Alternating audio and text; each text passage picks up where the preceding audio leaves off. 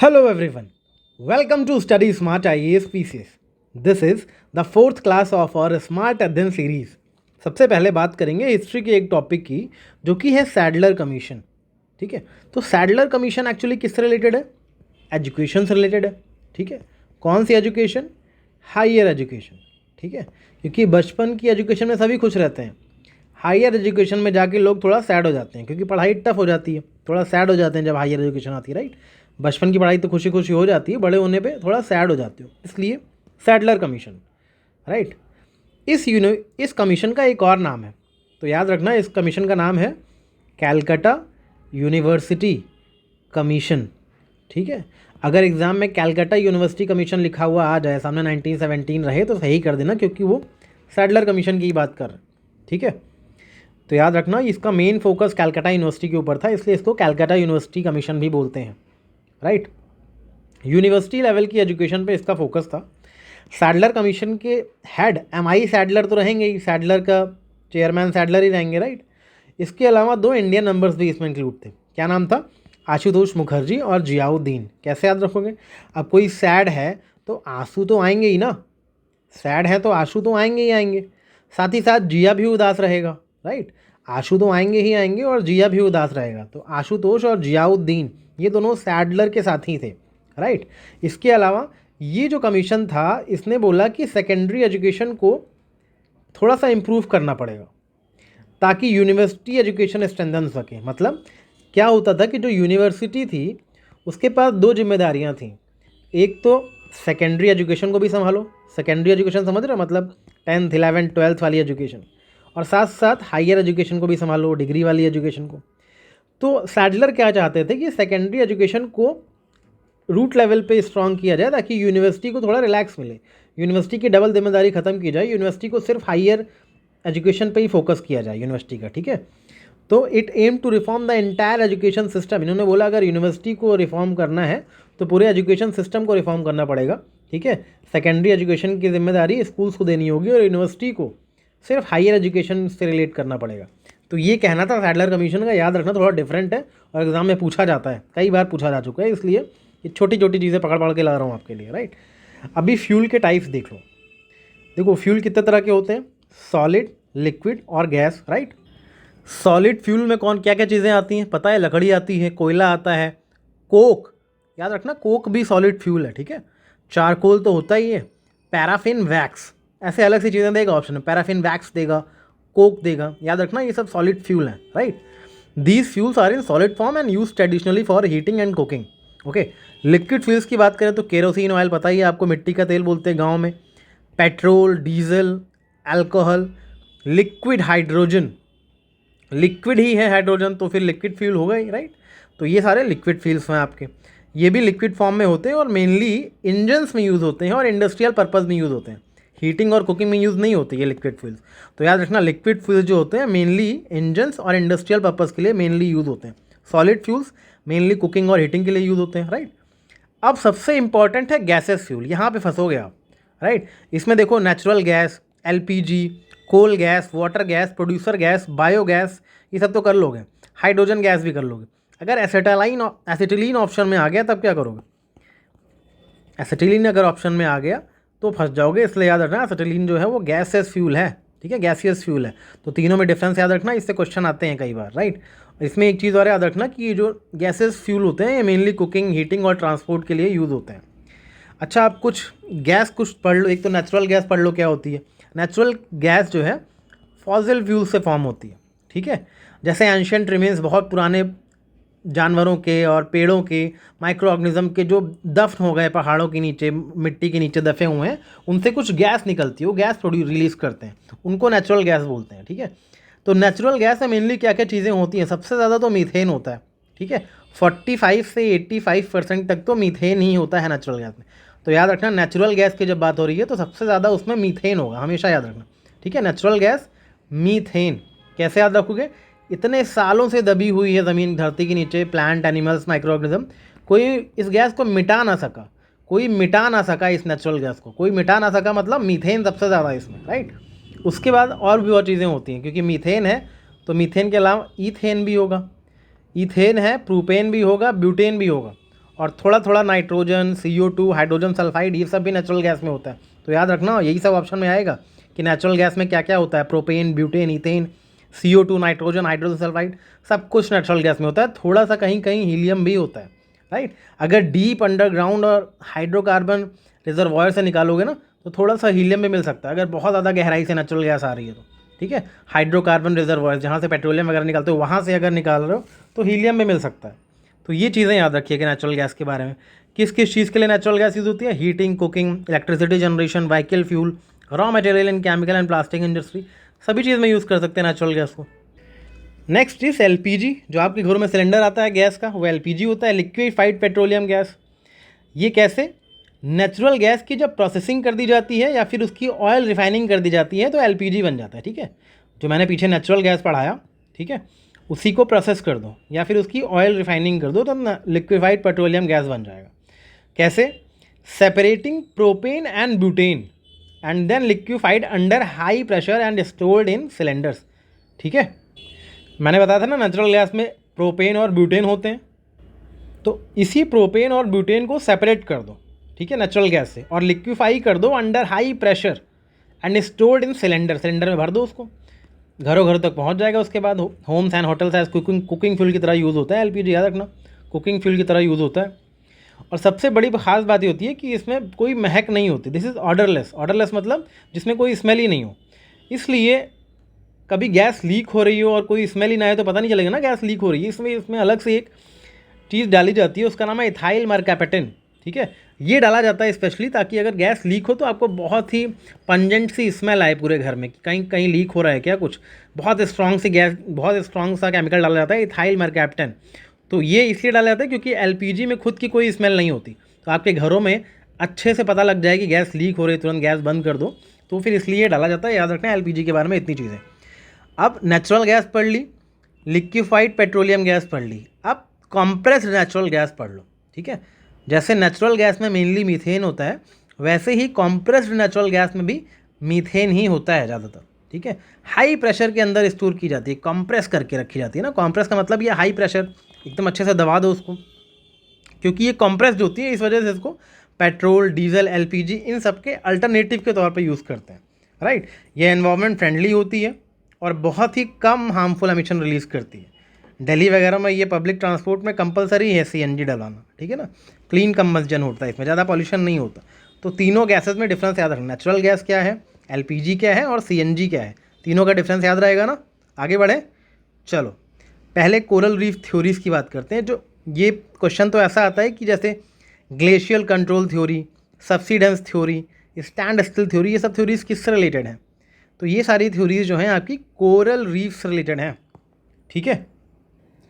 Subsidence theory का मतलब क्या है, जैसे जैसे लैंड सिंक होता है, ठीक है, वैसे वैसे रीफ फॉर्म होती है। Reef form as land slowly sinks, जैसे जैसे लैंड धीरे धीरे सिंक होता है वैसे वैसे रीफ फॉर्म होती है। ये बात कहती है subsidence theory.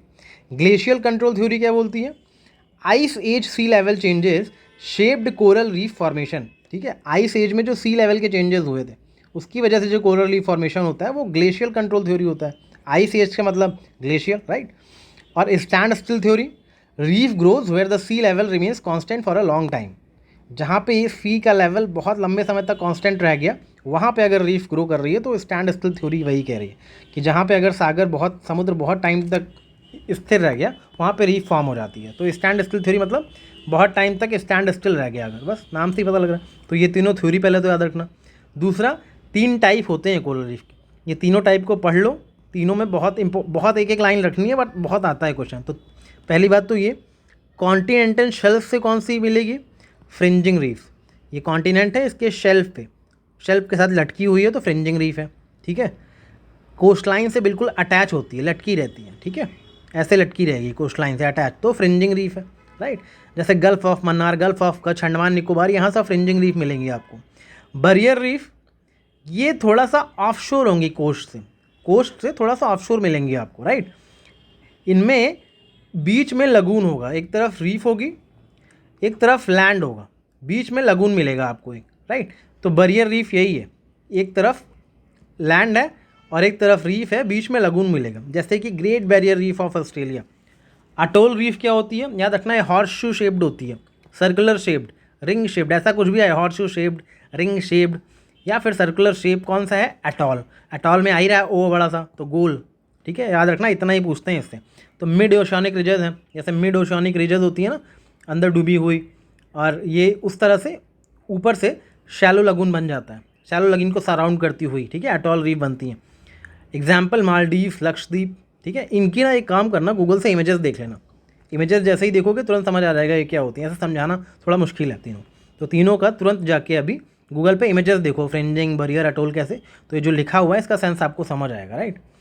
Central vigilance commission, याद रखना, central vigilance commission CVC act 2003 में बनाया गया था, ठीक है। इसका मतलब ये एक कॉन्स्टिट्यूशनल बॉडी नहीं है, ये एक स्टैट्यूटरी बॉडी है जो कि लॉ से बनाई गई है, राइट। CVC एक्ट 2003 से बनाई हुई बॉडी है सेंट्रल विजिलेंस कमीशन। ये एक मल्टी मेंबर बॉडी है, इसमें एक तो कमिश्नर होता है, यानी कि एक CVC होगा, और 2 और विजिलेंस कमिश्नर होते हैं, ठीक है। मतलब टोटल 3 लोग होंगे, यानी कि एक कमिश्नर प्लस 2 और, राइट। तो इस तरह से आपको 2003 भी याद रहेगा, राइट। टोटल 3 लोग होंगे, एक कमिश्नर मान लो और 2 मेंबर मान लो, ठीक है। इस तरह से टोटल 3 लोग होंगे, ठीक है। 2003 इस तरह से भी याद रख सकते हो, 1 सेंट्रल विजिलेंस कमीशन और 2 विजिलेंस कमिश्नर्स। अपॉइंटमेंट कौन करता है इनका, प्रेसिडेंट ऑफ इंडिया करते हैं। किसके रिकमेंडेशन पे, एक सिलेक्शन कमेटी होती है, उस सिलेक्शन कमेटी में 3 लोग होते हैं, नरेंद्र मोदी, अमित शाह और राहुल गांधी, ठीक है। यानी कि प्राइम मिनिस्टर उसके चेयरमैन होंगे सिलेक्शन कमेटी के, leader of opposition in Lok Sabha होंगे, और यूनियन होम मिनिस्टर होंगे। ये तीनों लोग मिलकर प्रेसिडेंट को एक नाम सौंपेंगे, वो प्रेसिडेंट उसी को अपॉइंट करेंगे। टेन्योर जो होता है CVC का, वो सिर्फ 4 साल का होता है, 4 ईयर्स का, ठीक है। या तो 4 ईयर्स पहले हो जाए, या तो पहले आप 65 ईयर्स के हो जाओ, जो भी पहले होगा वो माना जाएगा आपका टेन्योर। 65 ईयर्स और 4 ईयर्स। याद रखना कि सेंट्रल विजिलेंस कमिश्नर जो होते हैं फर्दर किसी भी एम्प्लॉयमेंट के लिए एलिजिबल नहीं होते हैं, चाहे सेंट्रल गवर्नमेंट हो या स्टेट गवर्नमेंट हो। और इनको अगर रेजिग्नेशन देना है तो प्रेसिडेंट को देना पड़ेगा सबसे पहला रेजिग्नेशन, ठीक है, ये भी याद रखना। और क्या ये लोग रिमूव किए जा सकते हैं? यस, प्रेसिडेंट इनको रिमूव कर सकता है जब चाहे तब। मतलब ऑब्वियसली कोई ग्राउंड होंगे उनके मिसबिहेवियर या इनकैपेसिटी का, बट इंक्वायरी के लिए इनका जो रिमूवल है वो सुप्रीम कोर्ट को रिफ़र ज़रूर किया जाना चाहिए कि जो इनका रिमूवल हुआ है वो सही हुआ है कि नहीं, ठीक है। मस्ट बी रिफर्ड, ये नहीं कि मे बी या can be, must be refer to the supreme court for inquiry, ठीक है। क्योंकि भाई सेंट्रल विजिलेंस कमिश्नर है, आपने रिमूव कर दिया मिस बिहेवियर और इनकेपेबल बता के, बट सुप्रीम कोर्ट उसकी जांच करेगा कि आपने क्यों रिमूव किया, ठीक है। तो हमने सारी चीज़ें देख ली CVC के बारे में। कितने लोग होते हैं? एक मेंबर प्लस 2, एक चेयरमैन और 2 और, ठीक है। दूसरा, टेन्योर क्या होता, अपॉइंट कौन करता है? राहुल गांधी, नरेंद्र मोदी और अमित शाह मिलके करते हैं, ठीक है। उसके बाद ये लोग प्रेसिडेंट को नाम सौंपते हैं, प्रेसिडेंट अपॉइंट करता है। 4 साल का टेन्योर है या फिर 65 साल के हो गए तो निकल लेंगे, ये 2 शर्तें हैं। उसके अलावा रिज़ाइन भी प्रेसिडेंट को करेंगे और रिमूव भी इनको प्रेसिडेंट ही करेगा on ground of miss behaviour and incapacity. Supreme court की जांच ज़रूरी है, बस इतना याद रखना। अब लास्टली कुछ वाटरफॉल्स देख लेते हैं। वाटरफॉल से बहुत क्वेश्चन आते हैं स्टेट PSC एग्जाम्स में। तो जोग फॉल जो है वो वाइडेस्ट वाटरफॉल है इंडिया का, ऐसा भी आता है, which is the widest waterfall in India, which is the highest waterfall in India, ऐसे करके क्वेश्चन आते हैं, ठीक है।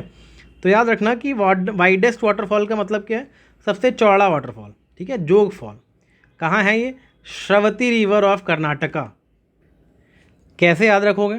देखो, जो जोग फॉल, जोग से क्या आता है? जोगी याद आता है, जोगी लोग यूजली गेरुआ कपड़ा पहन के रखते हैं, राइट, गेरुआ कपड़ा, गेरुआ कलर का, इसलिए इस फॉल को गेरोसोपा फॉल भी बोलते हैं। अगर एग्जाम में गेरोसोपा करके लिखा आ जाए तो समझ लेना किसकी बात हो रही है, जोग फॉल की बात हो रही है, ठीक है। नोट कर लो इसको, जोग फॉल को गेरसोप्पा फॉल्स भी बोलते हैं, इंपॉर्टेंट फैक्ट है, याद रखना, ठीक है ना। तो गेरसोप्पा फॉल, जोग फॉल एक ही बात है। जोगी है तो गेरुआ वस्त्र पहन के घूम रहा है, ठीक है। और जो जोगी लोग होते हैं वो हमेशा देखोगे कि बहुत खुले विचारों, हमेशा बाहें फैला के गाना गाते रहते हैं, मैं रमता जोगी, ठीक है। हमेशा ऐसे देखोगे तो जोगी अपने जोग में मस्त है ना, मस्त मगन होते हैं, तो गाना गाते होते बाहें फैला के, मैं रमता जोगी, राइट। तो जो जोगी लोग होते हैं वो वाइडेस्ट बाहें फैला के अपनी गाना गाते रहते हैं, मैं रमता जोगी। तो याद रखना वाइडेस्ट है ये बात, क्योंकि सबको संभाल लेते हैं, उनको कोई मतलब उनके मन में संकोच नहीं है, वाइडेस्ट है वो। और दूसरी बात, जोगी लोग कभी शरारती होते हैं क्या? शरारती नहीं होते, कोई नाटक नहीं करते, मतलब शरावती रिवर और कर्नाटक। तो जोग फॉल्स याद हो गया। शिवा समुद्रम फॉल्स, अब देखो शिवा का ही समुद्र वाला फॉल आ रहा है भाई, शिवा के समुद्र से ही फॉल आ रहा है, तो हाईएस्ट वाटर वॉल्यूम होगा ही, तो हाईएस्ट वाटर वॉल्यूम है शिवा समुद्रम फॉल का। ठीक है, कावेरी रिवर कर्नाटक पे है ये शिवा समुद्रम फॉल। कावेरी यानी कि very very highest water volume, very very high water volume है इसका। ठीक है, तो कावेरी याद रखना। और दूसरी चीज़ ये, क्योंकि ये शिवा का नाटक चल रहा है, शिवा का नाटक। ठीक है, अब कोई नॉर्मल नाटक नहीं रहा, ये शिवा कर रहे हैं नाटक, इसलिए हाईएस्ट वाटर वॉल्यूम है। ठीक है, Kaveri very very high volume, तो शिवा समुद्रम फॉल्स भी याद रखना।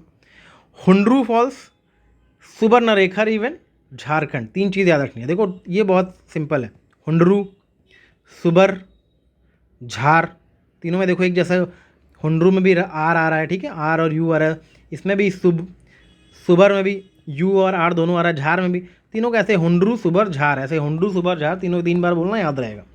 Kapildhara false, Narmada river Madhya Pradesh. ठीक है, किसी को प्यास लगी है अगर, ठीक है, प्यास लगी है तो पूछ रहा है भाई क्या पिए, समझ नहीं आ रहा है, तो बोल रहा है क्या पीले क्या पूछ रहा है, चुपचाप नर्मदा के मध्य जाओ, नर्मदा के मध्य में जाओ और पी लो, जब पीना है पी ले।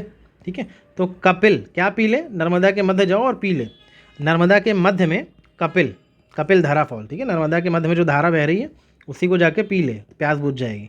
बस कपिल धारा फॉल्स याद हो गया, मध्य प्रदेश में है, नर्मदा नदी पे। चित्राकोटे फॉल्स, किसका चित्र बन रहा है, इंद्र का चित्र बन रहा है। कितने चित्र बन रहे हैं, 36 चित्र बन रहे हैं, इसलिए छत्तीसगढ़ में, बस सिंपल है, याद हो गया। दूध सागर फॉल्स, देखो बहुत अच्छी सी चीज़ है इसमें, दूध सागर फॉल जो है वो गोवा और कर्नाटक के बॉर्डर पे है। तो गोवा में क्या चल रहा है, गोवा में तो किसी और चीज़ का ही सागर बह रहा है, और कर्नाटक में लोग थोड़े ट्रेडिशनल है तो वहाँ पे लोग दूध पी रहे हैं। तो गोवा में तो सागर बह रहा है किसी और चीज़ का, लोग एंजॉय कर रहे हैं वहाँ पे, कर्नाटक में लोग दूध पी रहे हैं। तो अगर ये कोई अगर बॉर्डर पे पहुँच गया तो कन्फ्यूज़ हो जाता है कि मैं ट्रेडिशनल वे में जाके दूध पीऊँ या गोवा में जाके उस सागर में डुबकी लगाऊँ जिसमें पूरी दुनिया डूबी हुई है, राइट। तो ये जो दुविधा है, इस वजह से आपका मन जो है वो दुविधा में होता है, मन दुविधा में होता है, मतलब मांडोवी रिवर। और गोवा कर्नाटका में किस बात की दुविधा है, दूध और सागर की। ठीक है, सागर मतलब अल्कोहल हो रहा है गोवा में, और दूध मतलब कर्नाटक में दूध चल रहा है। ठीक है, तो इस वजह से मन दुविधा में है, मांडोवी रिवर पे दूध सागर फॉल है, ये याद रखना। धुआंधार फॉल, नाम से ही पता चला स्मोकी है, धुआं है। ठीक है, नर्मदा रिवर मध्य प्रदेश है तो बहुत फेमस है, याद ही होगा आपको। नोहकलिकई फॉल्स, ठीक है, ये टॉलेस्ट प्लंज वाटरफॉल है इंडिया का। प्लंज वाटरफॉल मतलब अचानक ऐसे हुआ और एक साथ बहुत सारा पानी धड़ाम से गिर रहा है नीचे। प्लंज वाटरफॉल बहुत सारी शक्ति से डायरेक्ट गिर रहा है नीचे, बहुत पावर के साथ, तो वो प्लंज वाटरफॉल होता है। और टॉलेस्ट सबसे ऊंचाई वाला कहाँ है, ये मेघालय में है। तो ऐसा क्यों हो रहा है कि ये प्लंज वाटरफॉल बन जा रहा है, इतनी तेज़ी से क्यों डायरेक्ट आके नीचे ज़मीन पर गिर रहा है धड़ाम से, क्योंकि डायरेक्ट मेघ से आ रहा है ना, डायरेक्ट मेघ से गिर रहा है ना ये वाटरफॉल, डायरेक्ट मेघ यानी बादल से ही डायरेक्ट गिर रहा है, राइट। तो कैसे याद रखोगे, ये मेघना, डायरेक्ट मेघना वाला वाटरफॉल है। मेघना मतलब मेघ से मेघालय, ना से मतलब नोहकलई। ठीक है, मेघना से डायरेक्ट गिर रहा है, इसलिए बहुत ज़्यादा इसमें ताकत है। वैसे ही देखो कुच्चिकल भी प्लंज वाटरफॉल है, ठीक है, कर्नाटक का, बट ये नोहकलिकल करने का नाटक कर रहे हैं, बस उतना ज़्यादा प्लंज हो नहीं पा रहे हैं, इसलिए सेकेंड टॉलेस्ट है। कुच्चिकल है, जैसे नोहकलिकल तो क्या है कि बहुत ज़्यादा हाई और प्लंज वाटरफॉल है, लेकिन कुंचिकल थोड़ा नाटक कुछ कम ही रह जा रहे हैं। ठीक है, कर्नाटक वैसा बनने का नाटक कर रहे हैं बट ऐसा बन नहीं पा रहा है, तो कुच्चिकल इस तरह से याद रखना। इस तरह से हमने सारे वाटरफॉल्स इंडिया के देख लिए जिनसे क्वेश्चन आ सकते हैं, राइट। थोड़ा सा और गूगल कर लेना, कुछ 1-2 फैक्ट शायद इनके बारे में और मिल जाए, वैसे मोस्टली यही पूछता है, राइट। चलो ठीक है, फिर मिलते हैं कल के लेक्चर में। Take care, keep revising and all the best for preparations. Comments में अटेंडेंस लगाना मत भूलना। Take care, good bye.